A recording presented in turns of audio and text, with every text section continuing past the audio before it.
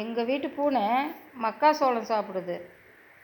உங்கள் வீட்டு பூனை சாப்பிடுங்களா? இவ பேர் மீனா. பார்த்துருப்பீங்க, ஆல்ரெடி தெரிஞ்சவங்க தெரியுது, ஓரளவு பார்த்துருப்பீங்க. இங்கே பாருங்க எப்படி சாப்பிட்றா பாருங்க. உங்கள் வீட்டு பூனை சாப்பிடுமா மக்காசோளம்? எங்கள் வீட்டு பூனை மிச்சரு மக்காசோளம் எல்லாம் சாப்பிடுவா. இங்கே பாருங்க.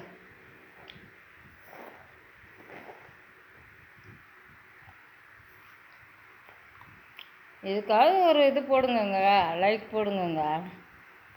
பாருங்க, பூனை மக்காசோளம் சாப்பிட்டு பார்த்துருக்கீங்களா?